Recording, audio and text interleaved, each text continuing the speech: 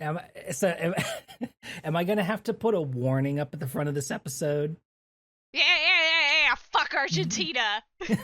This podcast may contain a drunk lesbian explaining Ellery Queen to a small segment of our audience. That may be upsetting, but I suspect to the majority of you that's probably the hottest thing you've ever heard of right now. España. Woo! All right, let's podcast. We're recording this right after the World Cup happened, so there's a strange energy in the air. Okay. Right. Therefore. So I took a sip. Does everybody have time.is open? I have time.is open. I have my recording open. I went to Popeyes for dinner, so I have a Coke Zero. All right. Then let's clap at 50 then.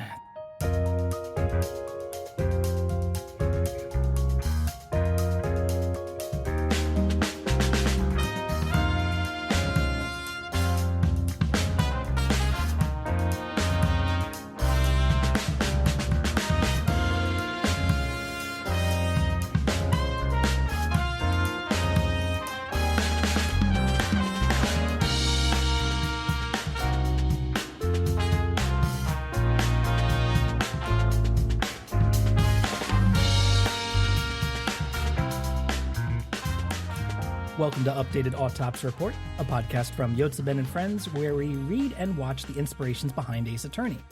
I'm your host, Ben, and with me as always are Tiago. Yeah. And Rose. Hi. Are both of you ready to milk a millionaire with me? Not when you put it like that. Yeah. No, for sure. 100%. We're all longtime fans of Ace Attorney. We hope that through our perspectives, it'll reveal new details and provide interesting commentary for all the media we discuss. Our intro music is by Lace, and you can find all of her other work at leiss.bandcamp.com. Today, we've all read the chapters 22 through the end, aka Book 2, of the Greek Coffin Mystery by Ellery Queen. We got to the end. We had another false ending again for this book. So that's a total of 3 false endings, I believe, if I'm keeping track correctly, throughout the entire book, in which somebody declaratively does the whole, like, detective, explains everything, and we've got the criminal, we do not. Are you counting those as endings? I thought that was just Ellery on his fucking bullshit. Well, I mean, in a way, like, it is if we're setting up an ending, not in a literal ending, but, like, we have the Ellery... yeah, that's fair. George Calcas is blind, you know.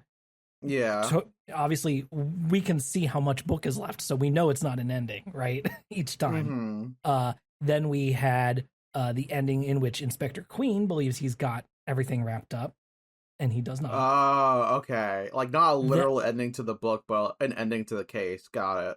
And then we have our fake out ending, which is conspired with via Ellery and Knox, the millionaire. Mm-hmm. And then we have the real ending at the very end after that. There's a lot of endings. We got through them all. And we also get a reader challenge. Okay, honestly, did y'all have the answer? No. God, no, right? Absolutely not. No. I guessed the lawyer simply because that was the only character I could think of where I was like, I don't really know what's up with that guy. I guessed Joan, Brett, or Knox because of the typewriter situation. I was literally reading this and I was like, fuck, I don't know enough about typewriters to know the answer to this case.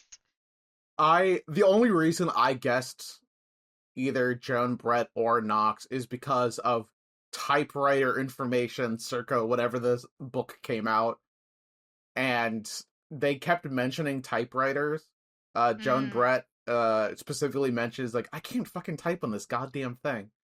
And then Ellery's like, oh, did you see how someone made a typo? And I was like, oh, Okay, so it's someone with the fucking typewriter. He spent The a typewriter. solid 2.5 pages explaining typewriter problems to me, and I was like, fucking snooze. What are we doing here, Ellery? And I'm glad there was, in fact, a payoff to that. At the very end, where he simply just goes, if you look, this 3 looks like a pound sign at the bottom. And it's like, oh, thank God. But all of that was a red herring. Like, all of that was just simply... Well, it was the other guy, but like... yeah, you're right. We were taking, like, yes, it was a red herring for Knox, but it was pointing towards the actual guy who did it because he was the only person otherwise who had the opportunity to do it. I think through process of elimination. I think I could have figured it out. I just did. That's fair. Well, no, there was no way I could have figured out who the final killer was. But yeah, I felt it was too. I could feel the like structure of the novel telling me, yeah, it's not actually Knox, right? So I was like, well, yeah, obviously this is all set up here. Yeah. I was like, there's something going on here with this. Is like Ellery has already wanted it to be him. I did, right? I did kind of like the annoying millionaire. He was a scumbag. Like, he was objectively a scumbag. Because he has the two. He has the 2 paintings. And those are his. Well, one of them belongs to the V&A. Thank you very much. Yeah. The who? The V&A? Is it the Victoria and Albert Museum? Okay, thank you. Which, if anybody works there. Hey, I want to talk to you about the Korean Wave exhibit. Let's talk. I just want to dish about it. It was a couple years ago, but I do want to talk to you. I think my only guess was simply I think this is someone in the Knox household. Doesn't really matter who. And then it turns out Ellery looks at me and goes, "It's impossible for someone to be in the Knox household."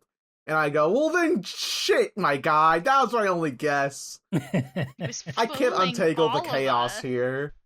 Well, because I was fooled by him. Yeah. He fooled me. The press is fooled by him. The police is fooled by him. Everyone is fooled by Ellery's little...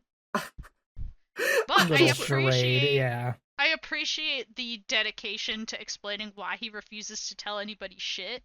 Because in this case, he couldn't tell anybody shit because the murderer was a member of the police force on the investigation with him. And that makes a lot more sense to me than I got embarrassed in front of a billionaire one time as a reason to not reveal what is going on. Yeah, that does make a lot more sense. I feel like that would be more something you could lean on.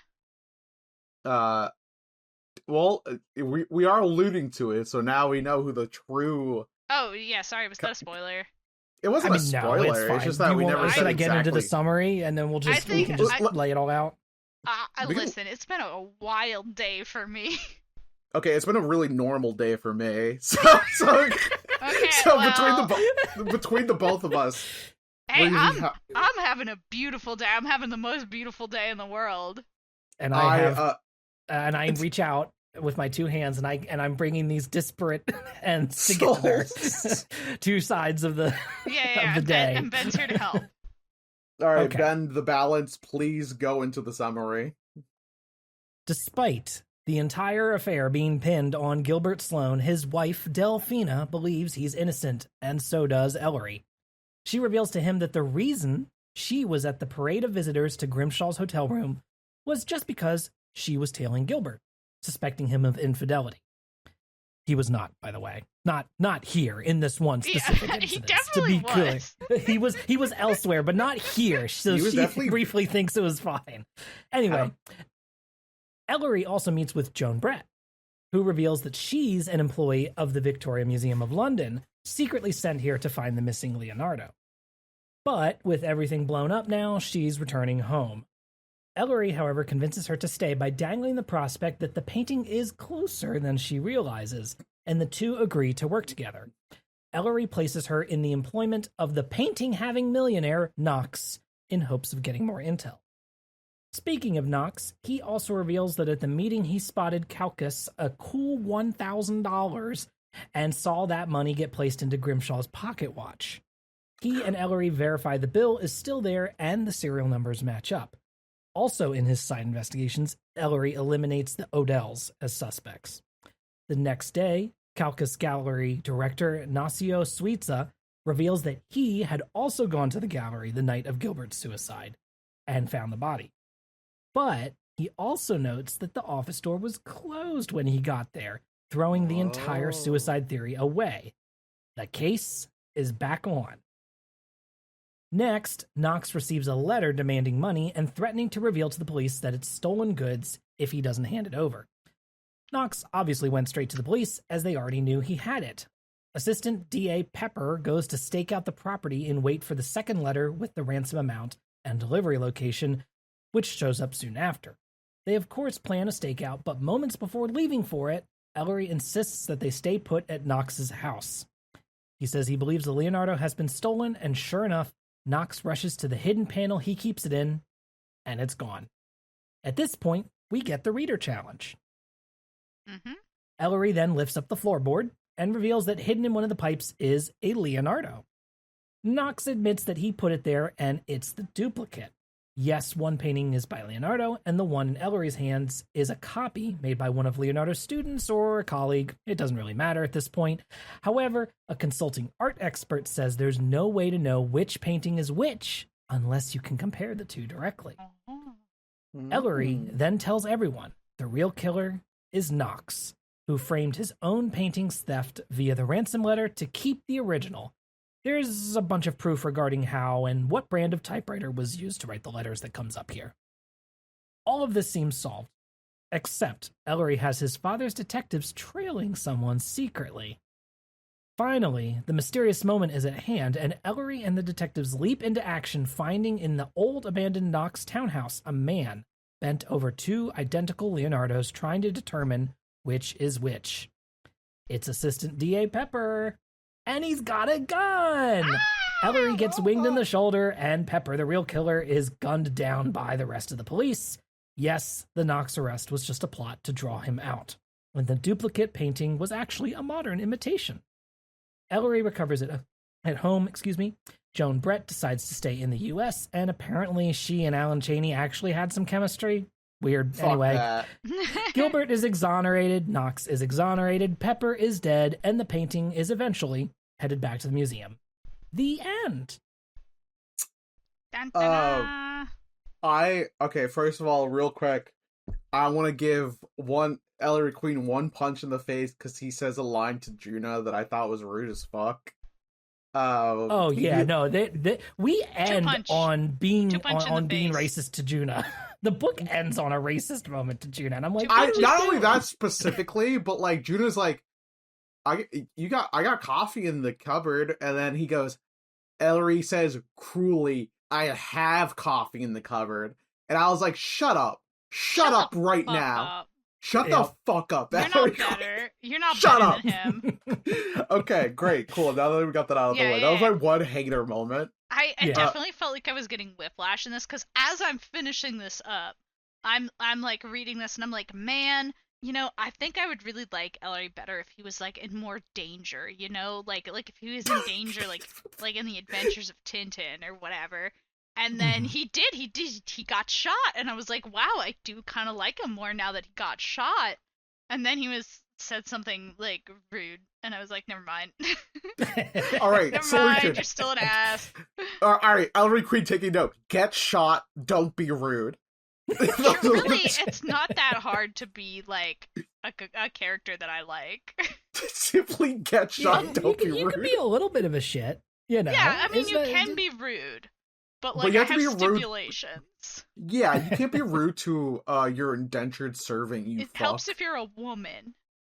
Oh, Joan Brett's writing down the notes. Now, speaking of women, I have a question. Yeah. Is Joan Brett a Fujiko? A Fujiko Mina? I think she's because she's a secret, like she's got the undercover, like she's the museum worker, like she's been hunting for this painting. Now, granted, then yes, we all, and obviously everybody talks about how hot she is all the time, and the book talks about how hot she is all the time. No, they talk about how Fujiko part about her is that she's like, oh, I'm in over my head, I gotta call somebody to help me. This is true. This is not very Fujiko-like. Exactly. Fujiko would be getting away with the painting at the end and going, ha, she would not be ending up with fucking Alan Chaney. I gotta call, like, even if he is going sober. Good on him. Good on him. I gotta go back to London. Like, no. I really thought for a split fucking second that they were gonna, like, paint Joan Brett as, like, I don't know, an intellectually equal to Ellery Queen, but due to the nature of his name being on the fucking cover, that's impossible. That would be fucking sick!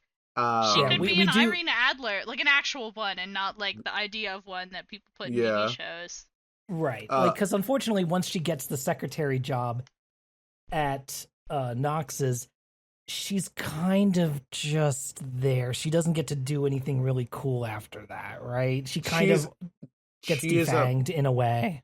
She's a plant both in, like, she is planted by Ellery there, but also in the fact that she doesn't do anything to progress the plot. She definitely, in the second half of the book, fails the sexy lamp test. Yeah. Which is the most basic fucking shit. I liked, listeners, if you're not familiar with the sexy lamp test, it's sort of adjacent to the Bechdel test, but the bar's even lower, which is if a female character can be replaced with a sexy lamp, a la the major award in Christmas Story, and the plot doesn't change at all, that's usually bad. That's why you have to write all your stories about lamps. A lot of tests are overt generalizations, but I must admit the sexy lamp test, kind of foolproof. Yeah. It's a really low bar. The bar's really low, so if you can't get over it, it's pretty much over for you right there. It's kind of embarrassing. Unless there's no women in your book, which is a whole separate problem that I'm not going to unpack. Thank you for not unpacking it. It's over there in the corner. You're above my pay grade. I'm not here to solve your problems. We're using the box you're unpacking as like a desk. There's stuff on top of it now. We can't unpack it. Actually, repack that. I'm moving. Put that back in the box, or so help me. It's not even packed. It's still state. It's the same state as. I packed a lot of stuff. That's on you. I packed a lot of stuff and and then I got drunk, and now here we all are. Speaking of packing a lot of stuff, I got like the schoolboy session that Ellery has to explain how the culprit could only be Knox in front of the press and the police. I zoned out.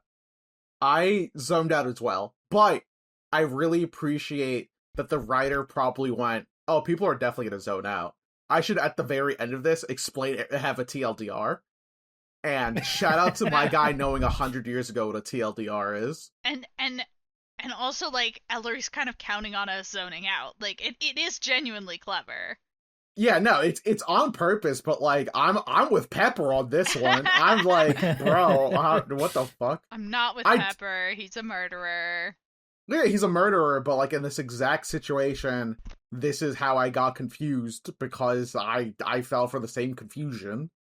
I do really think that, like, how Ellery breaks down how Pepper is the only person who could be this, like, the murderer is really interesting, because it does cause us to recontextualize all the clues that not only Pepper has given us, but is given to us by other people. Especially the line, like, we all knew that Joan Brett was up in the middle of the night searching the room, but that's because Pepper saw her in the middle of the night. What was he doing up in the middle of the night? And right. I assumed he was just doing his fucking job. Well, apparently he had other nefarious things going on. Also, real quick, why the fuck do we have the assistant district attorney doing, like, police shit? Because he asked to. He requested. That's true. He did request. Yeah, I mean, he suggested himself to be the one who helped stake out Knox's house. Yeah. Because he was like, I'm free, I can go over there. And they're like, okay. Yeah, and they didn't suspect him at the time. Because, like, why would we, right? Like, why would we suspect a member of our very team? Well, not for this, anyways. A bad apple. A bad apple. In the midst of the bunch. Dude, oh my god. Dude, guys, we gotta keep our bunch clean.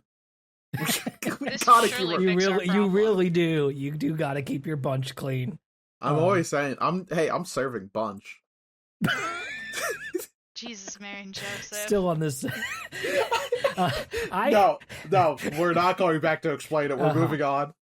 I think I had the most fun with this reading, like with this section of reading. I think I actually had the most fun at two moments. One, when Ellery and Joan are kind of like planning out their bit of attack, right? Yeah. And there we still get some Joan Brett agency a little bit. She's interesting. She's like, "Oh, I've got ideas, I've got plans, I've got schemes. What if we did this?" And he's like, "Yes, I've got," and they're kind of like delighted, like he's so tickled when she reveals that she's essentially a secret agent from the museum. He's like, "Oh my god, this is so much fun." Yeah, and, it is like kind of fun, isn't it? Yeah, so it's like this is like the two of them getting to like kind of scheme a little bit and plan how they want to keep everything secret, and Ellery being like, "Hey, it's actually we want you to still be a suspect, so let's keep certain things on the down low because that's going to help us find the real person." So she's like, "Absolutely." So like, yes, when she's doing stuff and they're planning out how they want the rest of their investigation to go through the rest of this novel, that's fun. Unfortunately, then yes, she just gets to sit behind a desk and do typewriter stuff for the rest of the novel, which is not nearly as entertaining. I was really hoping she'd get to be part of the discovery of the painting. Instead, she just kind of gets to act like shocked. Mm-hmm. Yeah, it's kind of tough. Seeing Joan Brett become this like femme. What's the opposite of fatale? What's the non-fatale? No, there's something else. I mean, she's like a regular ass woman. Femme. The thing is like the just book femme uses a lot of like descriptors that kind of were making me roll my eyes. Like she submissively typed the letter was like some of the wording in there, and I was like, okay. But like how? How? Explain how. I was like, all right. I loved when Ellery Queen went to go visit the Odells, and he opens the door and he goes, "There's Odell standing breastily," or some shit like that. And I'm like, come on, dude. She was breasty boobily. She was breasty. It was very cute when he and Joan were like speaking French to each other. Yeah, I thought that was like kind of charming. They were kind of matching each other's freak a little bit. She has more chemistry with Ellery Queen than Alan Chaney. Yeah, that's not hard. Alan Chaney has as much chemistry as a mathematics class. No, that should be a different bit. You know what I'm saying is that like there's no chemistry there. Yeah. As much chemistry as a gym class. Maybe that's something. It doesn't matter. Like barely a character. No, he gets upset. He's a gallant. I guess it's fine. About damn time the male romance lead was barely a character, but I feel like that's meanwhile I'm here like I feel like that's sometimes a lot of male romance leads. I just think that like I don't know. I feel like the ending with them like getting shipped off together literally is just like, all right, dude, this sucks. I don't know, Joan, go back to London. You have a career there. There's probably like sexy European people you could be meeting. I don't think you should be settling for Alan Chaney. Well, I guess he is now literally like an art mogul and a gallery owner. And he has a lot of stuff going on, and he's sexy and sober. And he's he's working on being sober. Jury's out on whether he's actually sexy or not. No information was given. When I imagine Alan Chaney, I do imagine a sexy man, so... Okay. Do you? No, I don't really think about him. Fuck. Ben?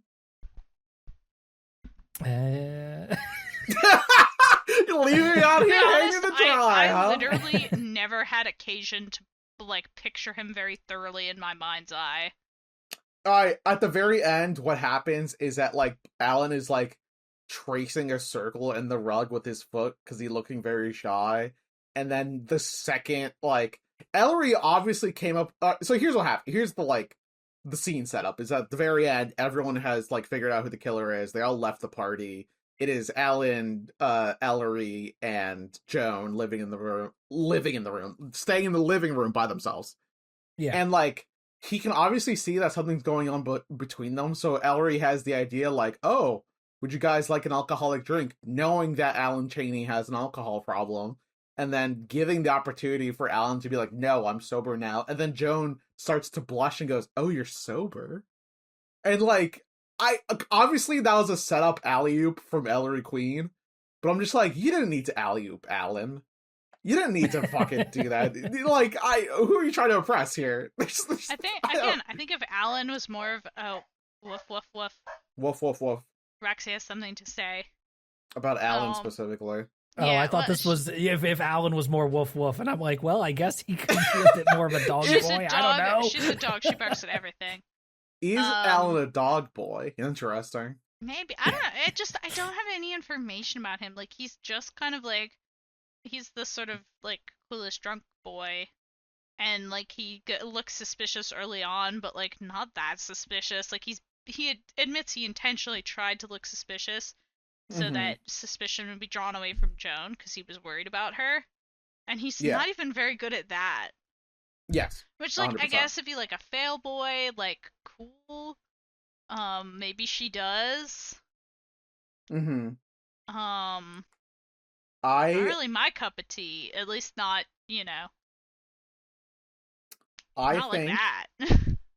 I think the thing about Alan for me is simply just, like, everything he did in the story and, like, out of his own motivations, if I had to grade, I would give a C.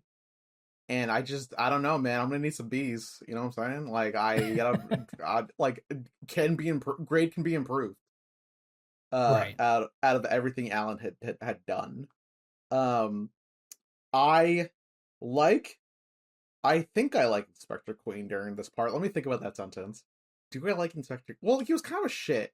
But also, the second he realizes that, like, oh, Ellery has a lot more going on than that fucking weird schoolboy presentation, they both start, like, standing by the phone waiting there for a fucking call. The time in which that, like, Ellery had, like, performed his faux takedown of James Knox, and between the call that they got that I keep saying Sergeant Pepper. It's not Sergeant Pepper. That's something else. That's something else. Well, Sergeant Pepper's Lonely Hearts Band is over there, and over here we have the ADA Pepper. And they're, like, waiting by the phone because they have their best men trailing Pepper, or, like, whoever, to figure out who's gonna, like, compare the two paintings. I think that, like, that section of time that was really stressful was really interesting because it made both characters seem like they were losing their goddamn shit. And then at a certain point, the inspector goes, oh, Ellery's losing his shit too. Oh god, he's losing his shit. Oh my god, we should all be losing our shit. And I just kind of like that interaction between them. That's the most I've liked Inspector Queen this entire story. I don't really care about him otherwise. Well, I do care about him, but, like, not in this story. Sure. I feel like he liked this character. Find him terribly likable. No, but I feel like in the Roman Hat Mystery, he had a lot more say in the narrative, as opposed to this one, where it's simply Ellery's big, smart journey. You know what I'm saying? Yeah, big special boy. He's a big special boy. He definitely did more, and obviously, we also got the late introduction in the Roman Hat Mystery of Ellery Queen. Instead, it was Inspector Queen showing up and setting up, and he was directing all of his officers to, like, lock down the scene and everything. There was, like, a lot more just, like, him being competent at the start of that story, which kind of, like, sets the baseline for him. Whereas here, we get a lot of him just going, I've solved the case. I'm so good. I've solved the case. I don't see why you're so upset about this, Ellery. It's fine. We get, like, multiple chapters of that happening, basically, before we kind of get back on the track and restart the case again, you know? Yeah, I did like the scene in which, after the schoolboy presentation Ellery gives, that, like, the inspector takes him aside and goes, you didn't consider the possibility that one of the people in the Knox house could have been an accomplice. And I like that because it does show that, like, even though, like, Inspector Queen says that, like, oh, I'm just a gumshoe, I just do it by the book, I'm hardworking, like, he is, like, also thinking about the fucking case like a normal person. Well, not like a normal person, but, like, considering all possibilities. whereas Ellery was too busy trying to seem like a TV show detective and, you know, playing a certain gravitas. But that's that like point, on purpose. Knox was in on it though at that time. Yes. Like, so Ellery already knows that Knox cannot be the killer because of the $1,000 bill piece of evidence, right? In the watch. That like exonerates Knox in the context of all the evidence that's come up so far. So thus, yes, Ellery's like he's setting the trap. You know, he suspects Pepper and wants to, you know, catch him out on it and has to like put on the whole charade to do so. Yes. But he's already eliminated everybody in the Knox household and Knox. And he's, you know, even when his dad, you know, notices that he hasn't publicly said that he's found ways to eliminate everybody in the Knox household, Ellery has to be like, well, you're paying attention then. Yes. So, I feel like this book was like, I understand Ellery Queen is the main character, but I felt like in the previous book he worked a lot more alongside with his father, and in this one it's just like Ellery's big stupid adventure, and it paid off, but like in a weird way, and with a lot of other people's help. I mean, we're still early on. Yeah, this is in the early grand scheme of Ellery Queen, right? Even just in phenomenological time, we are still early on. This is only the third or fourth book, right? You know, Whereas there's going to be plenty more Ellery Queen novels. Hey, how many Ellery Queen books are there?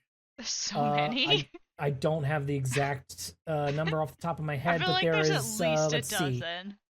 A newspaper that just blew in off of the streets of New York flopped into my face here, and according to it says there's 33 novels, Holy a shit. novella, 10 short story collections. Are these not vastly underestimated? I vastly underestimated them.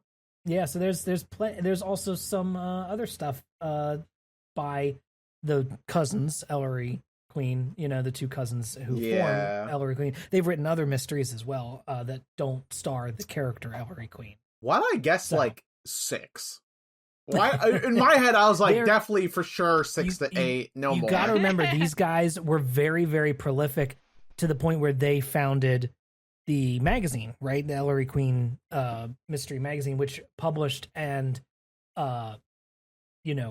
surfaced a lot of murder mystery writers from then on as well. So they helped, both, to just raise their own name, but also to help out a lot of other writers, through their magazine. Because 2 of them, so you can write twice as fast. Exactly. It does always make me wonder a little bit, with some of the book. Like there's parts of it where it does seem to change a little bit in tone and tenor in the writing style, and it makes me wonder which of them it was, right?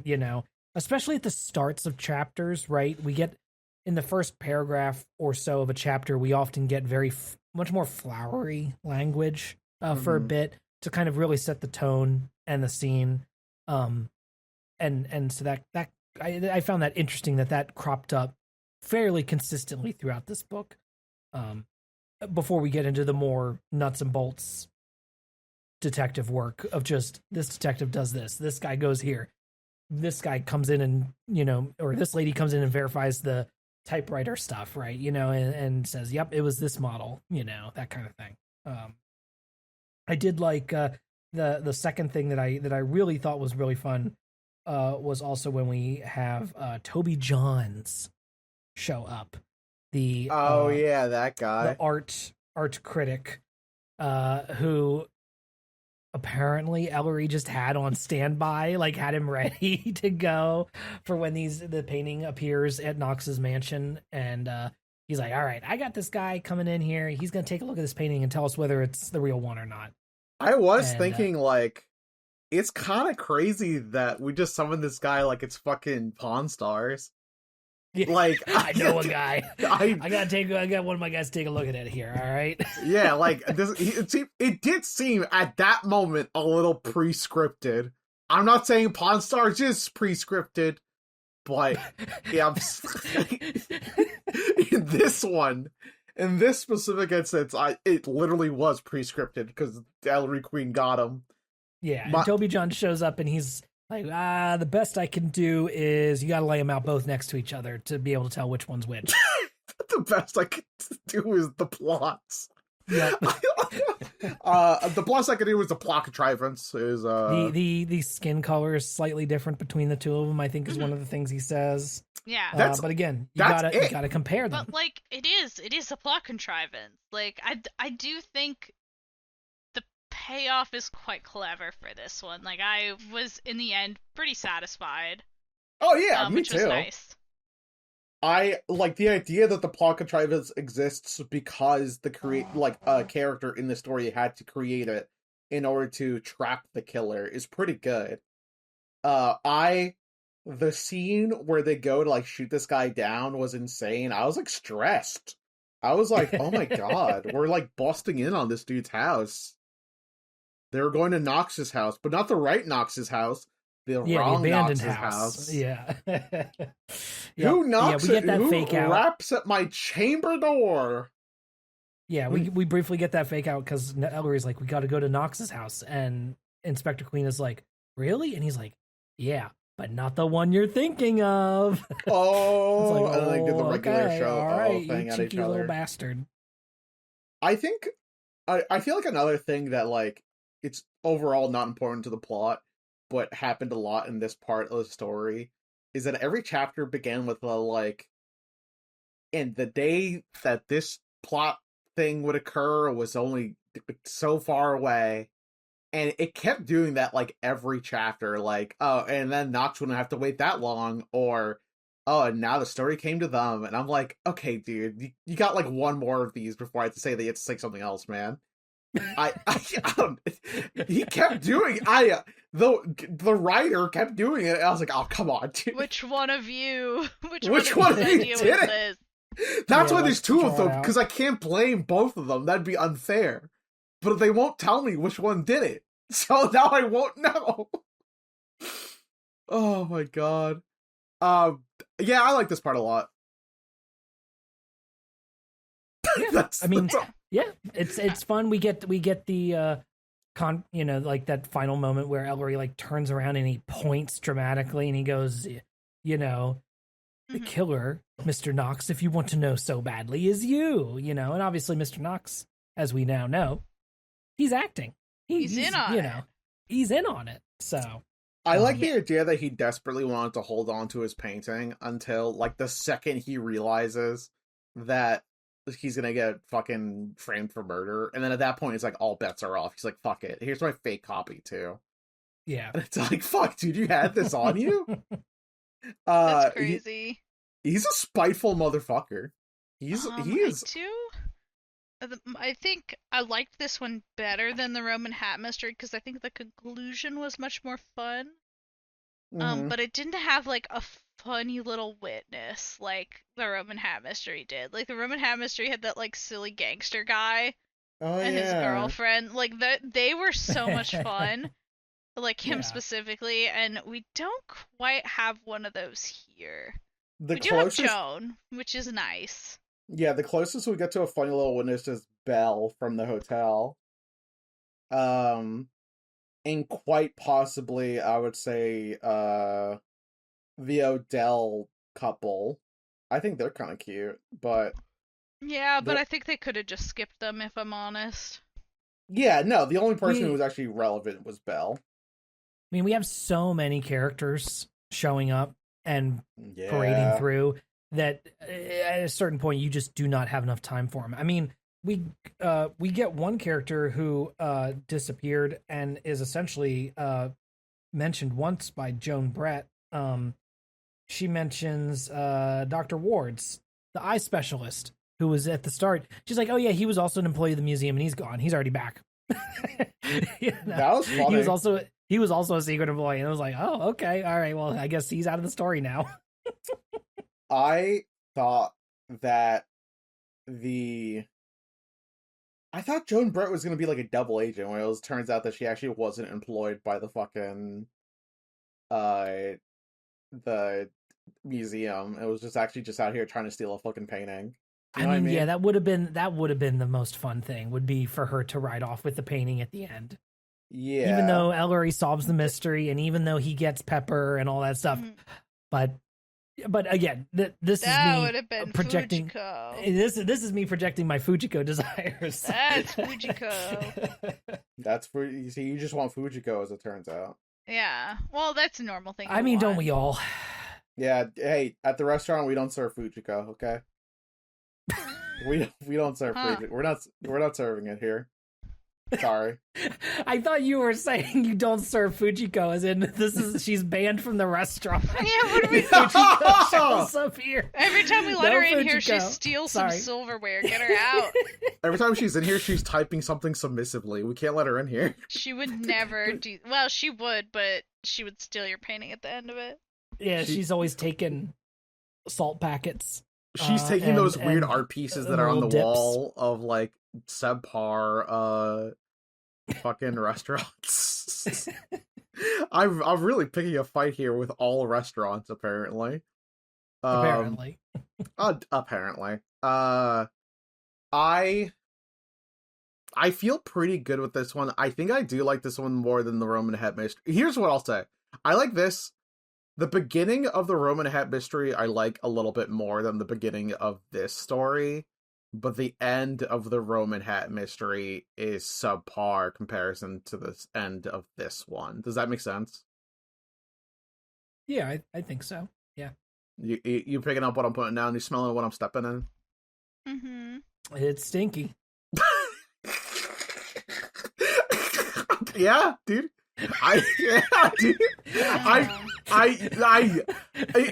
Sometimes you get confused when the person plays along with your bit. And I got confused. Ben used confusion. And it fucking worked, man. It was super effective. We don't even need to use confusion on me. I'm just out of my damn mind. I did like this book, though. This was fun. I got a little heated during the typewriter segment. I was like, this can't be it. I can't believe I couldn't figure this out because I don't know what a typewriter layout is. But then it was fine. Then it all turned out okay. I feel like when the book was coming out, even readers back then wouldn't have known about the fucking typewriter thing. It's one of those things where, like, a better chance, you know? Yeah, they did have a better chance. Like, it's just the fact that, like, he plants, like, I think maybe the writer plants, like, 1 or 2 clues in relation to the typewriter, simply with Joan Brett going, oh yeah, this typewriter has a different key or some shit like that. It's a different typewriter. I don't know how to type on this one. She like says she says some shit like that. And I feel like that's the only reason we would have like accepted the typewriter explanation with Knox. Like, I feel like the entire speech that Ellery gives was made just to confuse literally everyone, including the reader. And it fucking worked. I'm confused as shit. Yeah. If the writer pulled me aside from the bar and was just like, you couldn't tell from the typewriter, I'd be like, fuck off. No way. No way you expect the reader to fucking guess who the killer is based off the typewriter. First of all, the Ellery Queen cousins, welcome to 2026. 2026. Things are a little different here. I'm if I so saw them sorry in the bar, that's about what everything. I'd say first. Inhale some smoke. You have to unlearn some shit right now. Yeah, you gotta get cool on some shit real quick.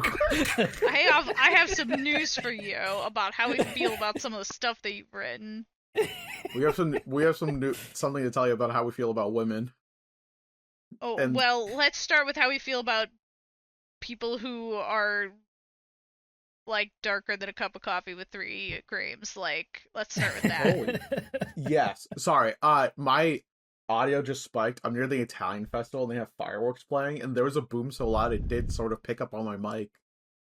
And I was like, damn, the Italian festival. Well, listen, everyone's real happy right now because the evil has been defeated. Yes, true. Yeah. The listeners get to be part of the celebrations as well, in a way. Yeah. True. We're all fucking celebrating. I just wanted to let y'all know that I'm safe and that I'm not under gunfire as I report this story. Right. I'm not in a fucking demilitarized zone.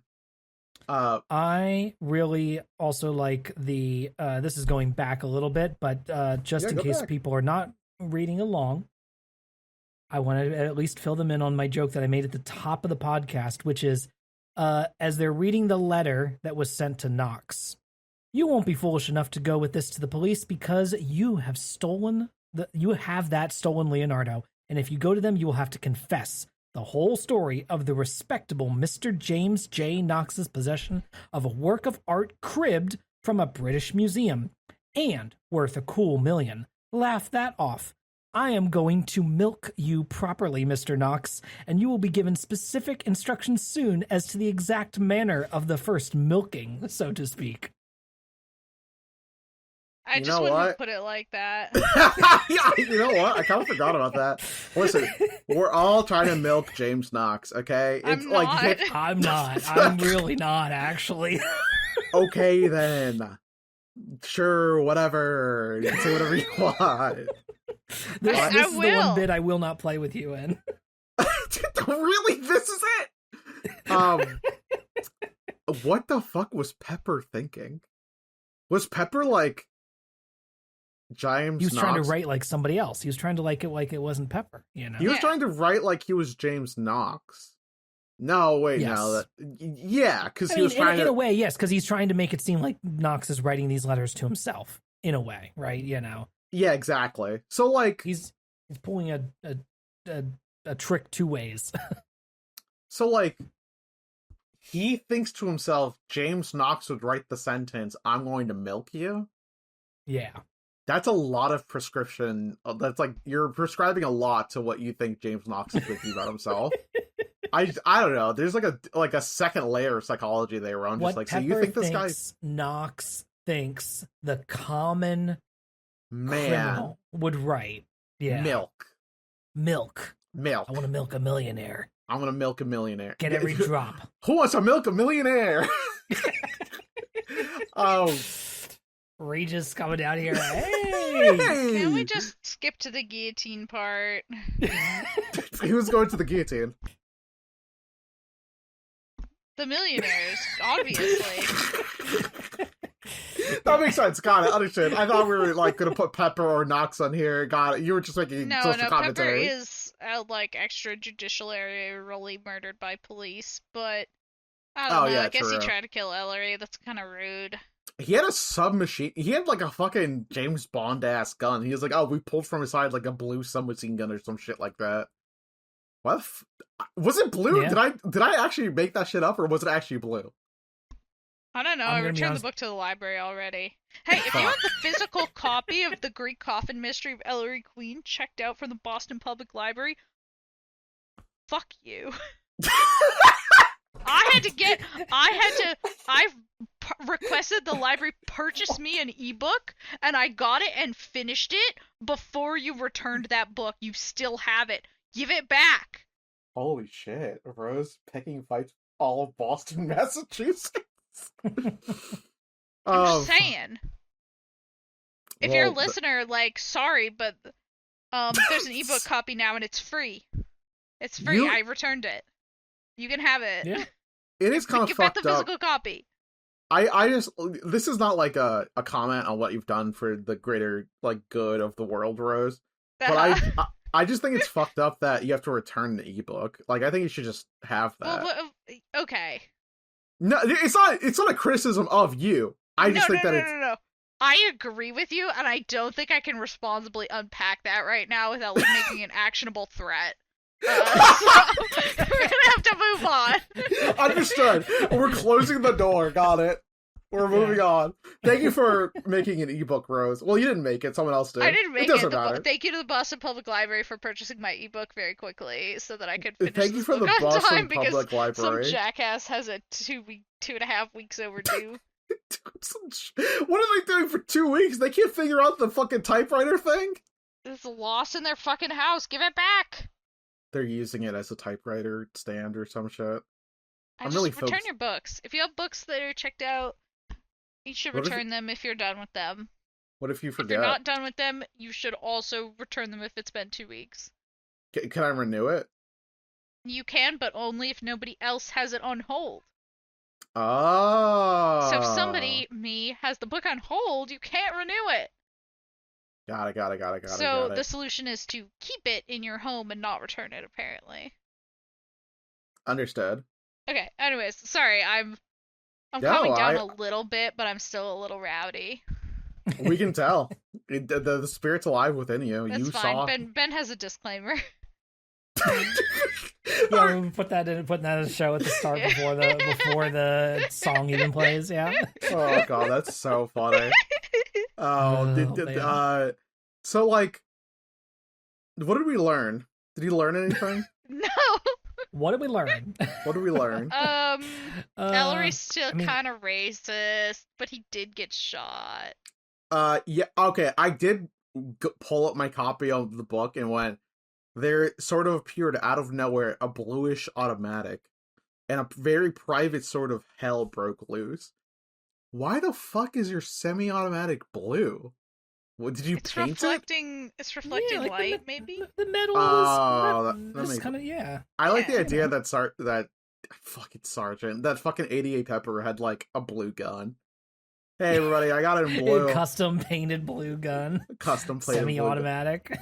Listen, sometimes you gotta pull out your blue gun, okay?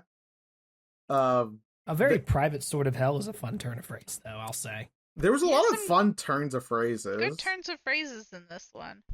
I do like the writing style of the Ellery cousins. I didn't realize that's what we're calling them, so I guess now they're the Queen cousins, the cousin queens. You can still say Ellery Queen if you'd like, it's fine. No. Because again, their actual names, like I said last time, are Frederick Dene and Manfred Bennington Lee, you know. So it's a little hard. It doesn't roll off the tongue quite as nicely as just saying Ellery Queen, you know. Yeah, I think that the overall story was fun and I had a good time. The only bad things that I have to say about this story is inherent to how this guy writes anyone who isn't Ellery Queen or Inspector Queen. And that's just a thing that this writer is like. And that's okay. Mm-hmm. I'm okay. Well, I don't think it's okay, but I'll chew it. You know what I mean? The funny little side characters are quite well done. Yeah. I do like the funny little side characters. Tom, the fucking art expert, funniest guy. Like, objectively the funniest guy in the fucking thing. Just shows up out of nowhere like a fucking Pawn Stars character. Yeah. I did like the bartender who was there to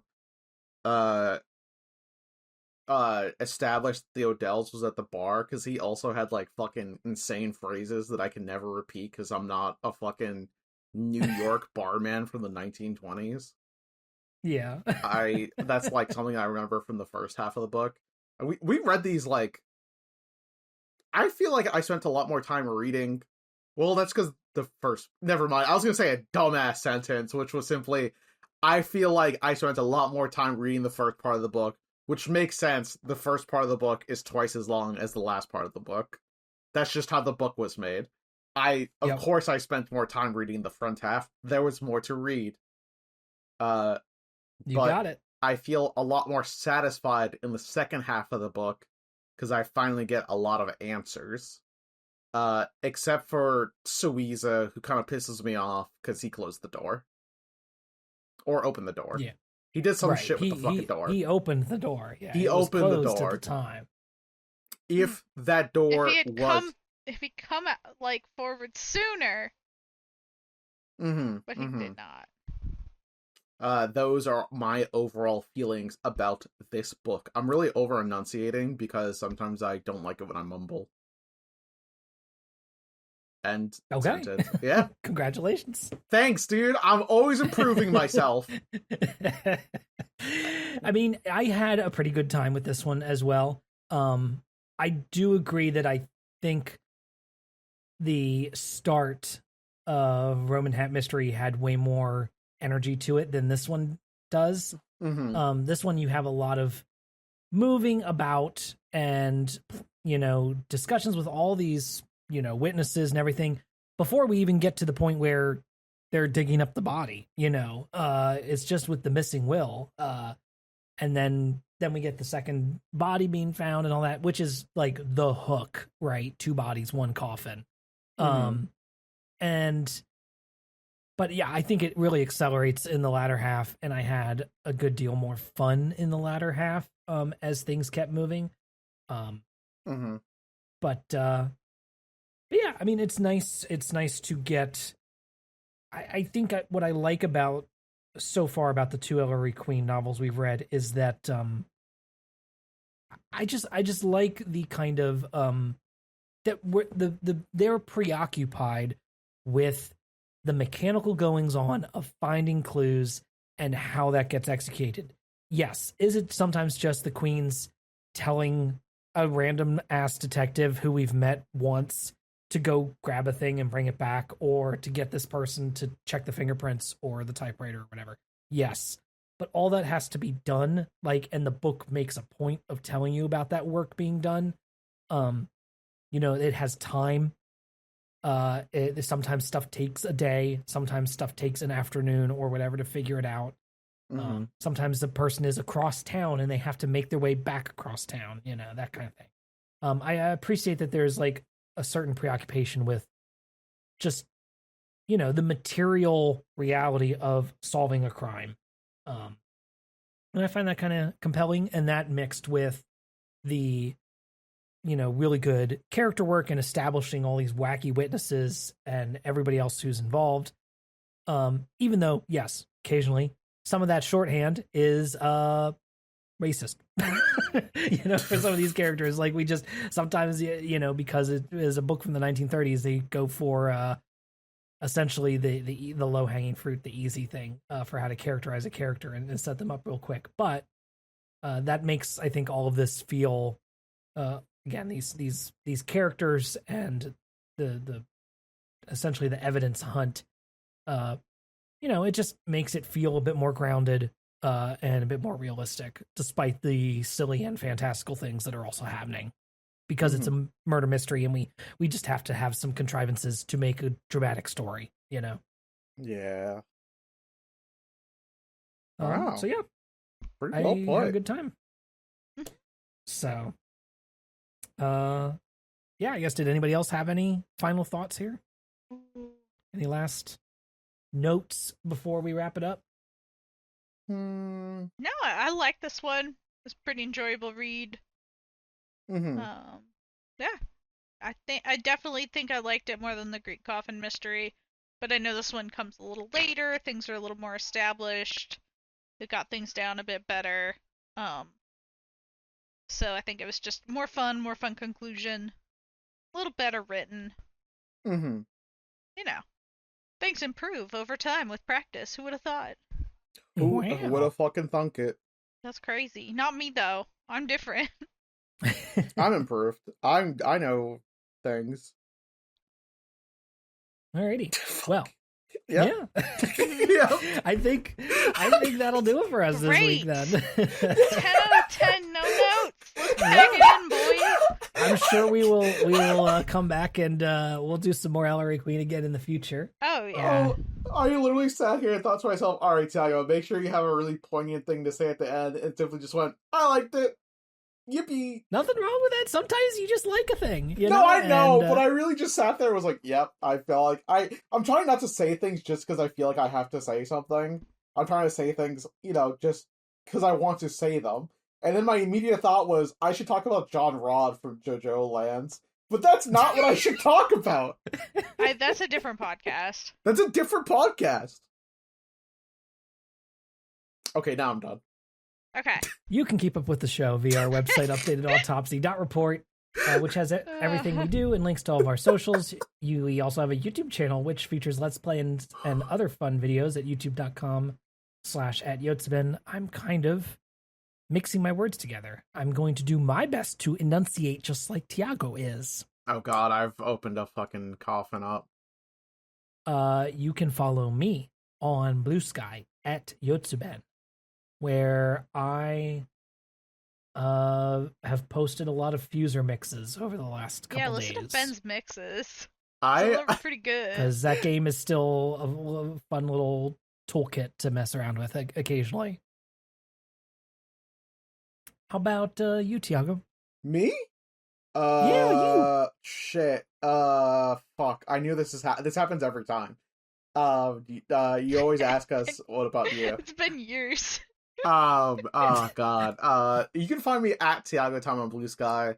My interests right now are simply Resident Evil 9, Leon Must Die Forever subgame, and also the newest announcements from the Magic the Gathering set for 2027 from Magic Amsterdam. I love in-universe Magic. Universes Beyond, I'll take it. It's just like, whatever, man. Mm-hmm. I crave fries. Mm-hmm. Damn, Rose, me too. Rose, what's up? Yeah, how about you, Rose? Fun fact about me is that French fries are my favorite food. Sweet. And you can find me at Rose Nonsense on Blue Sky. I almost said at Blue Sky Rose Nonsense. But that's where I'm at, and you'll also find me sleeping off the hangover I'm probably gonna have tomorrow. But it was all worth it. It was all worth it because I didn't care who won. I only wanted Argentina to lose. Yeah, holy shit. I think most people felt that way. And so did everybody. There was, or at least people in our general vicinity. There was how it much felt like that rejoicing. Yeah.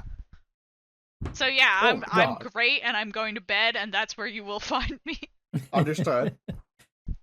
Well, thank you so much for listening. We hope you'll rate and review us on Apple Podcasts, Spotify, or your favorite podcast platform. If you write us a nice review, 5-star review, we might read it on the air.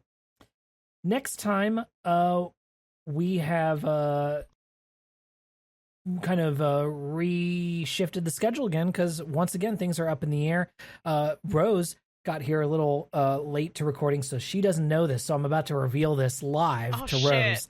What we're doing next. I was too busy partying. I was late because I'm cool and partying. But because some folks are moving, some folks are starting new jobs, some folks have stuff happening at their job all around the same time. We have a whole bunch of things going on with the crew. So, again, we're going to be doing some easier things for our recordings that can slot into our schedules a bit better. So we have watched the original 70s version of the Orient Express. So what if we watch the modern version of the Orient Express? Oh, I haven't seen that one. Yeah. Me either.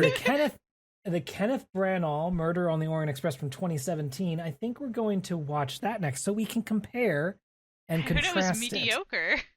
With the original Orient Express and see what we think of some of the changes it makes to the story, and just kind of compare Branagh's version of Poirot with the Albert Finney version of Poirot that we saw there. So we're going to do that, I think, next time, and I've got some plans for what we would do after that, which would also be some movies. So. Okay. I don't have to check those out from the library, so exactly. That was part of the thought process there.